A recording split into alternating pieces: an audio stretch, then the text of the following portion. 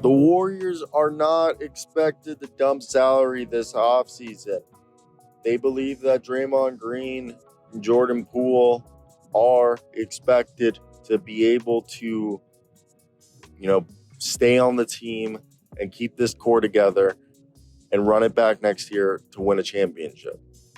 And they do expect to make some signings and some upgrades. But let's get into today's report. What do you guys think? We know that we've heard that they want to keep Jonathan Kuminga around because they think the young guys will be essential if they do have to move on from Klay Thompson's contract in the future, which is definitely interesting on its own. Because for me, when I look at this current situation, I definitely think it's interesting as all hell with the Warriors, as they're a team that definitely needs money because they're looking for a current situation in which can they go ahead and get themselves a guy who will, Otto Porter was such a big factor for this team. So they need to find a guy like Otto Porter because we assume they're going to keep Gary Payton II and Dante DiVincenzo.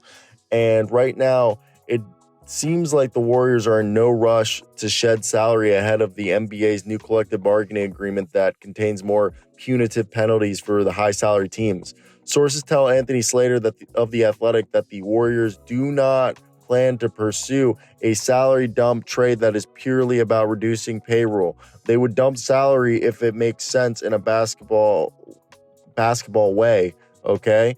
And there's been speculation that they could look to trade Poole, and they're not actively shopping Poole, and there's no edict from the ownership to cut salary. And again, they're not doing any big trade like trading Jordan Poole or anyone like that unless it makes sense basketball-wise, because the second tax apron doesn't kick in until next offseason when Klay Thompson's $43 million comes off the books. And the Warriors could look to trade Poole, but only if it makes sense for their rosters. The Warriors are operating under the assumption that Poole and Draymond Green can play together this offseason and be able to mend the situation and be a championship winning team.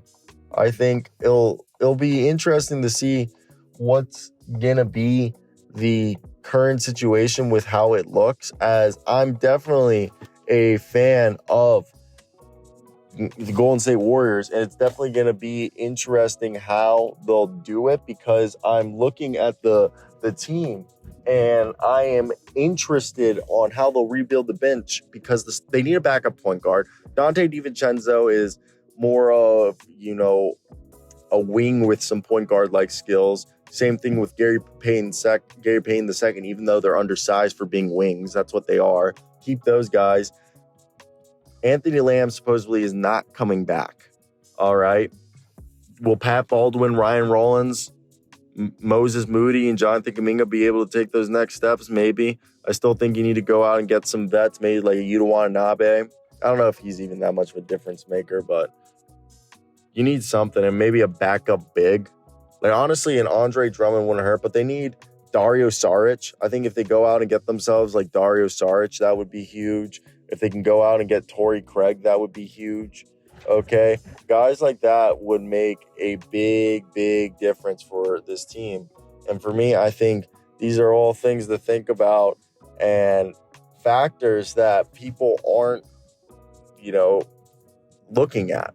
So I wouldn't be surprised if they run back this team. Let me hear your thoughts down below in the comment section. That's the video for me today, guys. Puppies out.